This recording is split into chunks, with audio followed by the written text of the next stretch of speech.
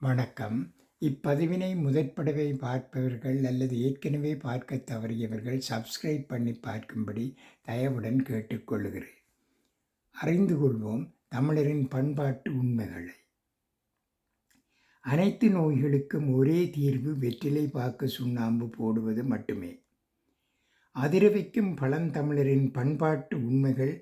பழந்தமிழர் மரபாகட்டும், இந்திய பண்பாடாகட்டும், அவை எல்லாமே காரண காரியத்தோடு உருவாக்கப்பட்டதுதான். முடி வெட்டுவதில் இருந்து மன்னர்கள் முடிசூடுவது வரை கடைப்பிடிக்கப்படும் சடங்குகளில் பல்வேறு வாழ்க்கை தத்துவங்கள் அடங்கியுள்ளன. வாழ்க்கையை நெறிப்படுத்தும் தத்துவ முறைகள் மட்டுமல்லாது உடலை வளப்படுத்தும் நல்ல காரியங்கள் கூட அதில் அடங்கியிருக்கும். தாம்பூலம் தரிப்பதில் கூட இப்படி ஒரு நல்ல விஷயம் அடங்கியிருக்கிறது. இது வெற்றிலை போடும் நிறைய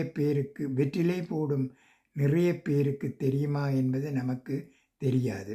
பொதுவாக வெற்றிலை பாக்கு சுண்ணாம்பு ஆகியவற்றை சரியான விகிதத்தில் கலந்து சுவைக்கும் போது அந்த சுவை உடலையும் மூளையையும் சுறுசுறுப்படைய செய்கிறது. அதே நேரம் இதயத்தையும் பலப்படுத்துகிறது. மனித உடலுக்கு நோய் ஏன் வருகிறது என்பதற்கான காரணத்தை சித்த வைத்தியமும் ஆயுர்வேதமும் சொல்லும்போது உடம்பில் உள்ள வாதம், பித்தம், கபம் போன்றவைகள் சரியான விகிதத்தில் இல்லாமல் கூடும் போதோ குறையும் போதோ நோய் வருகின்றது என்று சொல்கிறார்கள். இது முற்றிலும் சரியான காரணமாகும். இந்த 3 சத்துக்களும் சரியான கோணத்தில் உடம்பில் அமைந்துவிட்டால் நோய் வராது என்பதை விட நோயை எதிர்த்து நிற்கும் ஆற்றல், நோய் எதிர்ப்பு சக்தி உடம்பிற்கு வருகிறது. இந்த 3 நிலைகளையும் சரியானபடி வைக்க தாம்பூலம் உதவி செய்கிறது. பாக்கில் இருந்து கிடைக்கும் துவர்ப்பு பித்தத்தை கண்டிக்கக்கூடியது. சுண்ணாம்பில் உள்ள காரம் வாதத்தை போக்க வல்லது. வெற்றிலையில் உள்ள உரைப்பு கபத்தை நீக்கிவிடும்.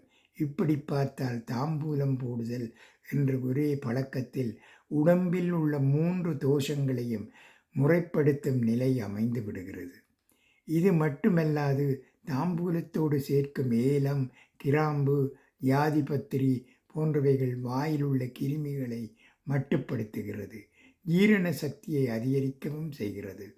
ஆக மொத்தம் வெற்றிலை போடுவதால் இத்தனை நல்ல விஷயங்கள் அடங்கியுள்ளன. அதனால்தான் நமது விருந்துகளில் வெற்றிலைக்கு முக்கிய பங்கு கொடுக்கப்படுகிறது. தாம்பூலம் போடுவது எந்த இடத்தில் கெட்ட பழக்கமாக மாறுகிறது என்றால், வெற்றிலை பாக்கு சுண்ணாம்போடு புகையிலையும் சேர்க்கும் போது தீய பழக்கமாக மாறிவிடுகிறது. நமது முன்னோர்களின் தாம்பூலத்தில் புகையிலை கிடையாது. புகையிலை என்பது இடையிலே சேர்க்கப்பட்ட தீய பழக்கமாகும். இப்போது வயதானவர்களுக்கு இருக்கக்கூடிய அபாயங்களில் மிக முக்கியமானது எலும்பு முறிவு ஆகும். சிறிதளவு முறிவு ஏற்பட்டு விட்டாலும் முதுமையின் காரணமாக பெரிய பிரச்சனைகளை ஏற்படுத்தி விடுகிறது. பல நேரங்களில் சாதாரண எலும்பு முறிவே மரணத்தை பரிசாக தந்து விடுகிறது. ஆனால் 10-20 வருடங்களுக்கு முன்பு முதியவர்களுக்கு எலும்பு முறிவு என்பது அவ்வளவு சீக்கிரம் ஏற்படாது. இதற்கு காரணம் அவர்களிடமிருந்த தாம்பூலம் தரிக்கும் பழக்கமே. ஒரு குறிப்பிட்ட அளவு சுண்ணாம்பு சத்து உடம்புக்கு நேராக கிடைக்கும்போது எலும்புகள் வலுப்படைந்து விடுகின்றது. தாம்பூலம் போடுவதற்கென்று தனிப்பட்ட நெறிமுறையே எமது முன்னோர்களால் வகுக்கப்பட்டிருக்கிறது. காலையில் சிற்றுண்டிக்கு பிறகு போடும் தாம்பூலத்தில் பாக்கு அதிகமாக இருக்க வேண்டும். காரணம், மதிய நேரம் வந்து வெப்பம் அதிகமாகும் போது உடம்பில் பித்தம் ஏறாமல் அது பாதுகாக்கும். அதே போல மதிய உணவிற்கு பிறகு சுண்ணாம்பு சத்து அதிகம் எடுத்துக்கொள்ள வேண்டும். அது உணவில் உள்ள வாதத்தை, அதாவது வாயுவை கட்டுப்படுத்தும். இரவில் வெற்றிலையை அதிகமாக எடுத்துக்கொண்டால் நெஞ்சில் கபம் தாங்காது.